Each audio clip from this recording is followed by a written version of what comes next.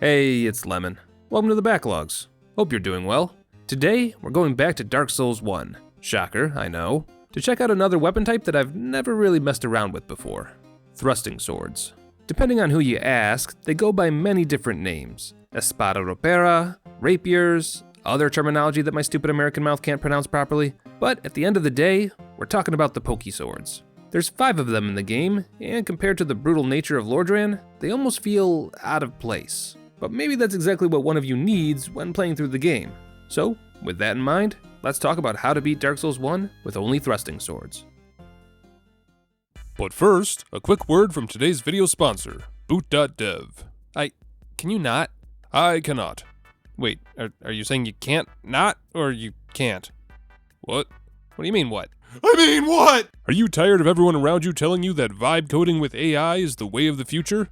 Want to make yourself invaluable when coding problems inevitably arise? Then Boot.dev is for you. With hundreds of lessons available at the click of a button, you'll learn all the important skills you'll need to solve problems confidently and correctly. Things like learning programming languages, functional programming, or data structures and complex algorithms. Looking to use your programming as a creative outlet? Learn how to program your own version of asteroids, code a Pokédex program, or design something completely new and submit it to a community of coders for feedback. And if you're struggling against the biggest hurdle of learning any skill, motivation, then let Boot.dev gamify the learning process for you. You'll get achievements, XP multipliers and levels, and can compare your progress on the global leaderboard if you're feeling particularly competitive. If you're on the fence, Boot.dev lets you read and watch all of their content completely for free, and even lets you demo the interactive features on all courses for a few chapters to let you see if that's something you need to motivate yourself. And if for some reason you decide that the paid version isn't for you, they offer a 30-day, no questions asked refund policy. So, if that sounds good to you, use my code, TheBacklogs, to get 25% off your entire first year on the annual plan, and start your coding journey today. Now then, it's worth noting that when you pick a starting class, you should pick one that has at least 10 strength. This is because every single thrusting sword in the game can be wielded with that amount. Additionally, unless you're planning on going after a very particular weapon that we'll be talking about later, you'll want to dump any points you can spare into dexterity, as that'll be your primary damage stat for 4 of the 5 weapons. Speaking of, let's go get our first one now. There's actually 2 thrusting swords very early in the game that we can get our hands on. The first one is right here in the New Londo ruins, just after you get off of the Firelink Shrine elevator. Hey Stanley, how's the kids? You don't mind if I take this, do you? Thanks. The S-Stock. It has pretty awful base damage, has mediocre stat scaling, and not a whole lot else going for it outside of being a bit longer than your average sword. As far as its moveset goes, the light attacks are a series of thrusting pokes, its strong attack is a forward swipe, with a beautiful little flourish if you strike more than once, its two-handed light attacks are more little pokes, and its two-handed strong attack is a stronger, more deliberate poke. Attacking after a back hop will give you a forward poke, and last but not least, the rolling attack gives you, you guessed it, another poke. Kind of a lackluster moveset if we're being honest. However, there is one perk that this weapon has. It can turtle like spears can. Personally, I find this a bit odd, considering thrusting swords were used for a more flowing parry and riposte fighting style as opposed to turtling, but I'm sure someone in the comments is a weapon history buff and will let me know if that's true or not. In any case, I'm not a huge fan of this weapon. The range is nice, but the attack speed is too slow for my taste, and much like the spear, its hitbox feels a bit too precise unless you use the swiping attacks. Or its kick attack, because unlike most other weapons, if you press the kick button, the thrusting swords have an attacking backstep move instead, which is both good and bad. Good because it does damage, bad because it doesn't actually kick and is therefore useless against shield enemies. It can act as aggro bait for the shield enemies, which opens them up for riposte, but this brings up a problem with thrusting swords.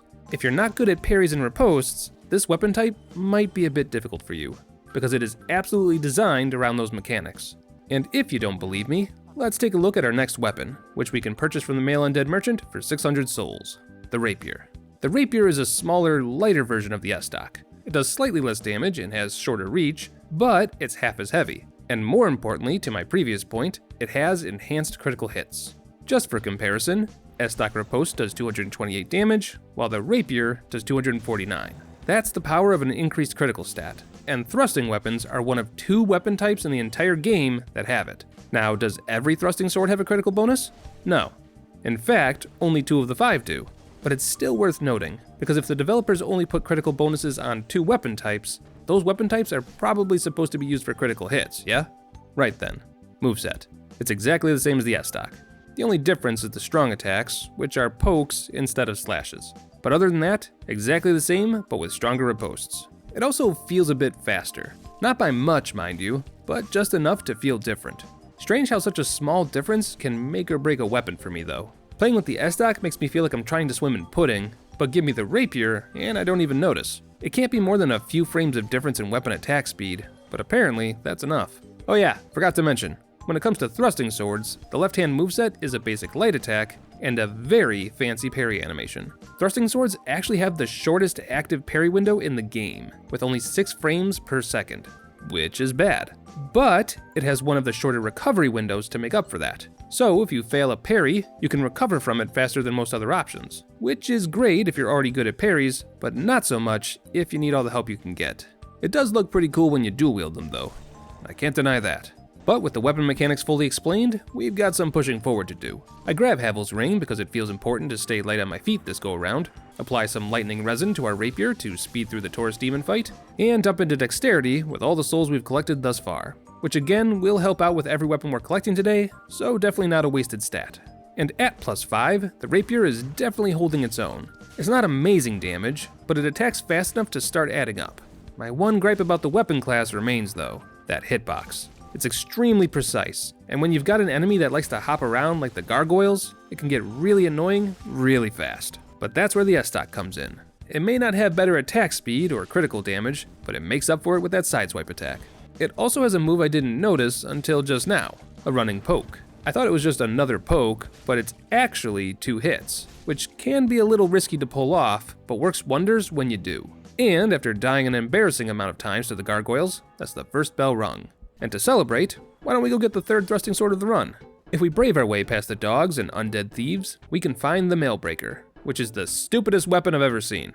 No, really, I don't know who was in charge of weapon balance at FromSoft, but they really bungled it with this one. It has the exact same moveset as the Rapier, though it appears to have a shorter range, and when you look at its stats, you can see what they were going for on paper, but it just doesn't even out at the end of the day. It's got about 20 less damage than the Rapier at +5, but it's got a higher critical bonus and only weighs half a pound. Clearly, it's supposed to be your secondary right-hand weapon, something you switch to take full advantage of a successful parry. But here's the problem. A Rapier with its 110 critical bonus does 510, while the Mailbreaker with its 120 critical bonus only does 416. See the issue now? It's the base damage. You wouldn't think that 20 less damage would make such a big difference, especially when it's balanced out by the critical bonus, but apparently, having higher base damage is more important than a higher critical bonus at the end of the day, which is really frustrating for players like me. I love critical hits. I love the satisfaction of seeing big numbers on the screen after a single attack, and knowing that those numbers only happened because I took the time to develop the skill required to parry and riposte an enemy. And the fact that light and quick weapons generally tend to have mechanics that reward said skill just makes me love them all the more. But unfortunately, video game math tends to betray this fact in the long run, because while weapons like daggers and thrusting swords can definitely do big numbers, some of that satisfaction gets tarnished when someone can get even better numbers when they riposte an enemy with a big fuck you weapon like a greatsword. Weapons that already do big damage with every swing. They're already amazing in the number department. Why you gotta disrespect the skill commitment of lighter weapons by making them just as good or better? At that point, why am I using lighter weapons at all? Might as well just go full Unga Bunga and R1 your way to victory with the occasional riposte, you know? I don't know. It's a difficult nut to crack. You don't want to make the lighter weapons too strong, but you also want bigger weapons to feel big. Game balancing is a thankless job, and I do not envy anyone who has to do it. Oh hey, one cycle Moonlight Butterfly. That's cool, I guess. In any case, I make my way around the early game, clearing all the bosses, which aren't particularly difficult to beat so long as you follow the rhythm of the fights, and after that, it's just a quick romp through Sen's Fortress, where I learn to stay true to myself by watching myself die. And with my death, we've unlocked the second to last thrusting weapon of the run, Ricard's Rapier. Ironically, this is actually the thrusting sword I would use if I was given the option of picking any of the 5 at the start of the game. Its base damage is a bit lower than the S-Stock, but its scaling is better, and it's lighter too. And more importantly, its strong attack looks like this. Wild, right? It's the same for both one-handed and two-handed, but if you press the strong attack button twice, you get 7 attacks in about 2 seconds. I don't think there's anything faster in the game. Combine that with the fact that this weapon is upgraded with regular Titanite, and it can be buffed with resins and spells, and you've got a weapon that can melt enemies with 2 button presses. Granted, this was probably the worst boss to show that on, but you get the idea. If you have a boss that stands still, and you have an element that it really doesn't like, I don't care if it has physical defense out the wazoo. That boss is gonna feel it when you sting. But with our new favorite weapon in hand, it's time to prepare for the final showcase of the run, which means it's time to start pumping points into intelligence. And after studying all night and bringing up my physics grade from a C to a B, we can enter the painted world and collect our final prize. After showing off my rapier to King Jeremiah, who is so impressed he has several heart attacks in a row, I head into the sewers to grab the annex key. It does not go well. Eventually, I remember which lefts and rights to take and collect the key properly. Now we just need to, oh god, homeward bone? Nope, that's a resin. Okay, hey, Tony. Well, such is life. In any case, I head into the abandoned church, up to the pulpit, and use the annex key to open the door. And after smashing my way through one final obstacle, we can make our way to the end of the hallway and collect the final weapon of the run, Velka's rapier, in all its glory. And after an actually difficult fight against Priscilla, due to the fact that thrusting swords don't do enough poise damage to knock her out of her invisibility, I eventually do enough damage to knock her out of life instead, and it only cost me every Estus I had. So, Velka's rapier. Upgraded with Twinkling Titanite, which you can buy from the giant blacksmith or hunt from Titanite lizards, this thing is the oddball of the thrusting swords in Dark Souls 1. It takes 16 intelligence to use, scales heavily with said intelligence, and while its physical damage isn't very good, it does heavy magic damage instead. On top of that, it also has the occult modifier, which, while that does sound fancy, just means that this weapon does extra damage against 7 specific enemies. Silver Knights, Black Knights, the Anorlando Sentinel Golems, Paladin Leroy of all people, Gwendolyn, Ornstein, and Gwyn. Why those specific 7 enemies? I have no clue. Lore reasons, probably. Ask me again when I've got a whiteboard and multiple colors of string. Velka's rapier looks to have the same move speed as the S-stock, and appears to have the same moveset as well. Except, of course, for the strong attacks. The one-handed strong attack attacks in an upside-down V, followed by a poke, while the two-handed strong attack is the same attack, but flipped on its horizontal axis. Now the big question. Is it V for Vendetta, or V for Velka? And much more importantly, why does this weapon suck so hard? My only guess at this point is that my build isn't designed for it, since I've got the soft cap in dexterity, but not in intelligence. But I don't really have time to worry about that right now. I'm busy learning that using the rapier's special attack against Ornstein and Smo is a bad idea. Unless you have armor that actually has some poise, in which case you can eat a couple of hits and melt Smo's health bar in half with a single combo. And after realizing that Ornstein wasn't thick enough for my combo to be effective against him, I switched over to Velka's rapier to take advantage of the occult damage, which admittedly wasn't much, but the moveset made it a little easier to hit his tiny little ankles, so it all worked out in the end. Halfway done with the run, and all 5 weapons already collected. You know what that means? It means the video is just about done. For the record, that damage was with a maxed out Velka's rapier and 21 intelligence, just to keep things in perspective. At this point in the run, there's not much else to do. Kill the bosses you find for their souls, then use said souls to either pump up your health, your stamina, or your damage stats, whichever floats your boat.